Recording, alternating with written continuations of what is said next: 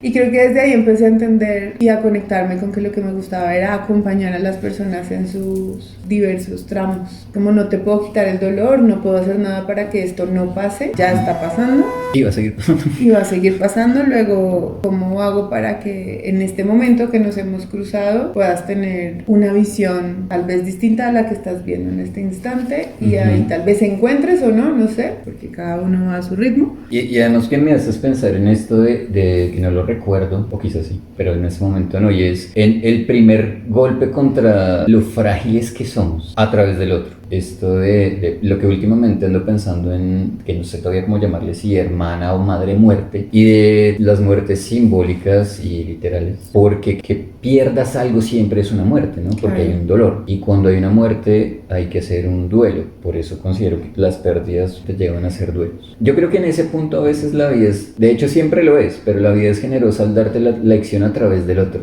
pero cuando no la quieres aprender, ya ahí te atraviesa y no es tan chévere. Y porque hay cosas, por ejemplo, yo creo mucho que si tú te fracturas un hueso, pues es mucho más fácil a la herida o a la cicatriz psicológica que te llega a dejar cualquier situación. Desde una turbulencia muy fuerte en un avión hasta todo el maltrato verbal que puedes recibir de alguien, pues porque los morados pasan. Pero la otra herida, la que te queda aquí, el rayonazo de no soy valioso, no soy merecedor, queda un montón de tiempo. Y bueno, ahí empecé con adolescentes, ahí nos conocimos y bueno, en ese trabajo también ha sido muy bonito y creo que también lo he hecho tratando de compensar muchas cosas de mi propia adolescencia, momentos donde, claro, muy duros, difíciles, confusión, y eso que no teníamos redes sociales en ese momento y eso me ayudó, digamos que yo al comienzo, y creo que defendía mucho a los adolescentes en mis primeros años. Tuve esa capa puesta. Pobre adolescente, ¿no? Y luego entro y conozco a algo que se llama la pedagogía sistémica y eso me ayuda también y me hace un boom porque es también entender todo el sistema que está alrededor del niño, en este caso del adolescente, y cómo también los padres con su historia han hecho lo mejor que han podido y tal. Y bueno, esto tiene todo un rollo súper lindo de cómo poder acompañar desde el ámbito educativo y pues también me dio muchas herramientas y me enamoré de ese enfoque porque me ayudó mucho a tener paz con los papás. Y eso me permitió ayudar mucho más, creo, desde mi lugar, como estar más tranquila, ya no pelear tanto con los papás en algún punto que peleaba yo, ¿no? Y bueno, darle su lugar a cada uno. El adolescente tiene su tema, el papá tiene su tema, cada uno tiene, y el colegio como institución también tiene su parte. Luego cómo entramos todos a jugar por el bienestar de todos al final, no es solo por el bienestar del niño, es como cada uno puede hacer su parte lo mejor que puede, entendiendo que hay rollos por ahí. Cuando nombras lo de la pedagogía sistémica, ¿qué es lo que más hace eco en ti? Para mí es entender que cada uno tiene un lugar y es darle su lugar a lo que eres dentro del sistema, ¿sí? Entonces yo no era más que una psicóloga acompañando. No podía ser ni la mamá del niño, ni una amiga. Por supuesto. Entonces, mi lugar es de un adulto que está ahí para mostrar algunas cosas y acompañar. El papá necesita tomar su lugar de papá o de mamá. No puede ser el amigo, no puede ser la psicóloga, no puede ser.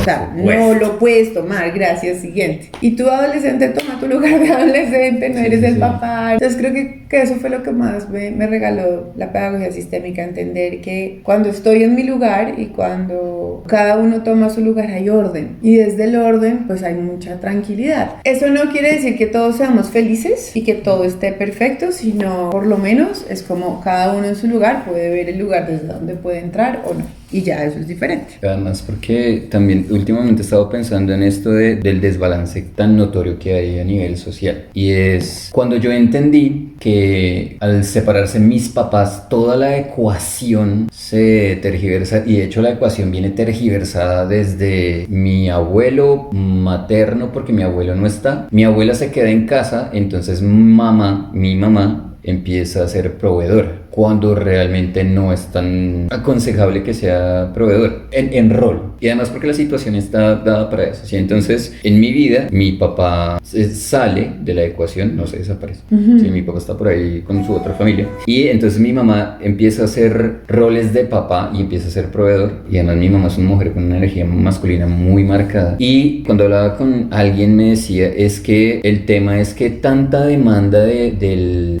sistema económico hace hace que la línea entre el lograr tus sueños y tener la familia en balance es muy difícil porque tú no tienes claro si realmente estás buscando tus sueños o los sueños que te han impuesto. ¿A qué voy? Y es desde chiquito ya empiezas con el hay que meterte a estudiar porque ¿cómo es posible que seas un analfabeto? Bueno, entonces ya pasaste la primaria y que en la búsqueda del colegio está esto de es el papá el que busca el colegio para su hijo pensando en lo mejor para su hijo, y usualmente no es tan cierto porque el papá lo que hace, el papá y la mamá, que no es malintencionado, sino como el papá busca que su hijo tenga lo que él no tuvo. Para mí es un craso error.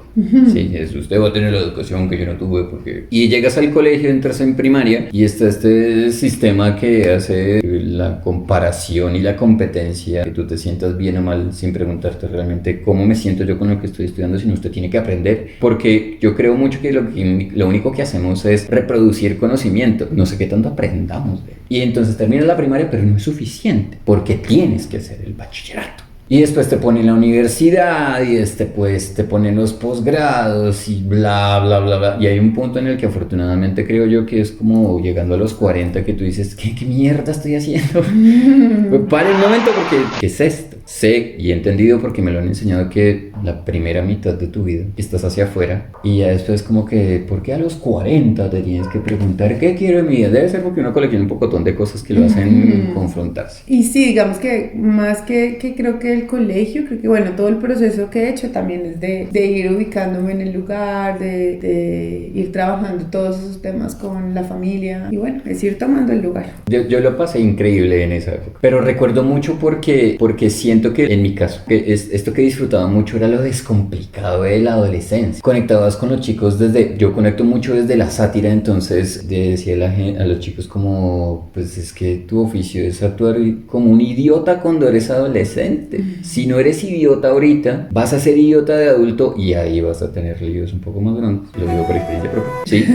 Y también era muy interesante porque en algún punto a mí me confrontó mucho yo que puedo venir a decirle a estos pelados, ¿sí? Sobre todo en mi idea de aquel entonces de que la diferencia de clase social marcaba un discurso. Te lo juro que me costó mucho. Para mí fue muy interesante porque siento que hacia ellos yo proyectaba el abrazar a mi adolescente interno. Claro. ¿Sí? Yo sé lo pendejo que fui. Y después entendí, pues claramente es que la adolescencia es muy dura porque cuando te das cuenta que te imponen cosas y que puedes tomar tus propias decisiones, que no siempre es lo que te tienen que decir tus papás. A los papás les da muy duro que su hijo ya no les haga caso. Porque lamentablemente en el ejercicio de la disciplina a veces confundimos la disciplina con el que me hagas caso. Y cuando el otro me deja de hacer caso, a mí me ha dado muy duro. Cuando uno se los mandan a consulta, no, es que el niño es que ya no está portándose igual. Qué bueno.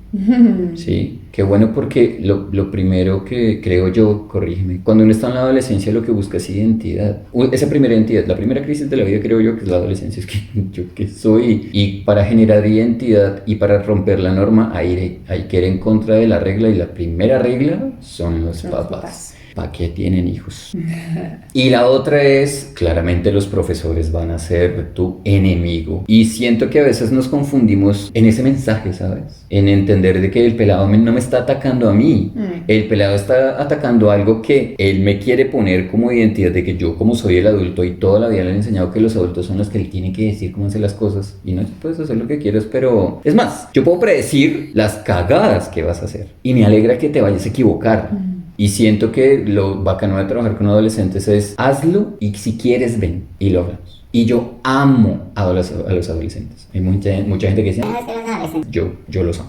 Sí, yo convivo en la misma energía que los adolescentes muchas veces. En tu caso, ¿qué pasó? ¿Por qué sientes que es tan chévere para ti? ¿Y por qué lo sigues haciendo, de hecho? Sí, pues creo que uno es como esa posibilidad de mostrar diferentes opciones, que muchas veces se puede quedar en solo es esta salida, esto es lo único, esto es lo malo, y es como pues ven y vemos qué opciones hay, y en esas opciones escoge qué quieres, y toma tú, y si te equivocas pues asume la consecuencia de equivocarte. Buenísimo. Sin embargo, escoge viendo otras opciones, no escojas solo porque solo viste una, o porque crees que es la única. Entonces creo que acompañar desde ese lugar me gusta mucho. Me gusta cuando hacen clics, ¿no? Es como, ¡ah!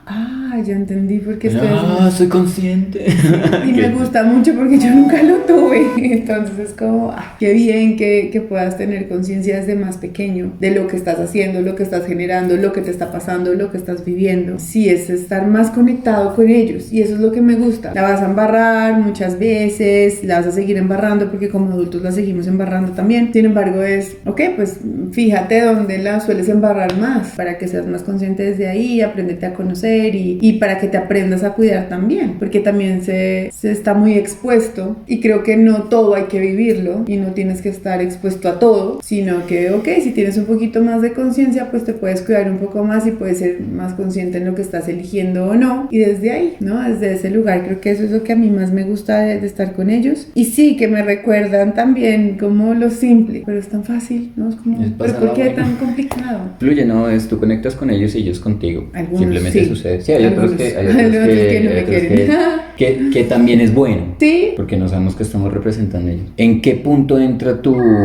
faceta terapéutica? A un amigo me lanza a la terapia, yo estaba todavía resistiéndome, pero él de la nada me manda a alguien y me dice como, nada, te lo mandé, busca, ni tengo consultorio, no sé, mira a ver tú dónde lo vas a atender, pero ya te lo mandé. Y es como, ok. Y así realmente arranco y me lanzo en el mundo de la terapia. Esto tampoco fue como, ay, quiero ser así, quiero ser terapeuta. Me llega así y arranco y empiezo a atender a la fuerza. Y me gusta bastante, me va bien y así, bueno, esto arranca como en el 2010 tal vez, 2009, 2010, y bueno, arranco a atender consulta, ahí me encanta, me encarreto y empiezo a utilizar, pues cuando me preguntan mi enfoque, yo ya no sé, yo ahora me defino un poco como dentro del mundo holístico, porque pues dentro de las muchas cosas que he explorado y que funcionan en terapia, las uso y las pongo al servicio. Y con esto que hablábamos al comienzo, de ir viendo qué le sirve a cada uno, y ahí voy entrando y es como, sí, estar muy presente, muy atenta a lo que me están diciendo, a lo que el cuerpo está hablando, a lo que todo cuenta, desde la forma como escriben para, hola, quiero una cosa, o sea, todo eso cuenta, ¿no? Tú te vas dando cuenta de cuál es la necesidad de la otra persona. Y bueno, ahí me he embarcado en esto y que ahora estoy dedicada 100% a hacer solo consulta.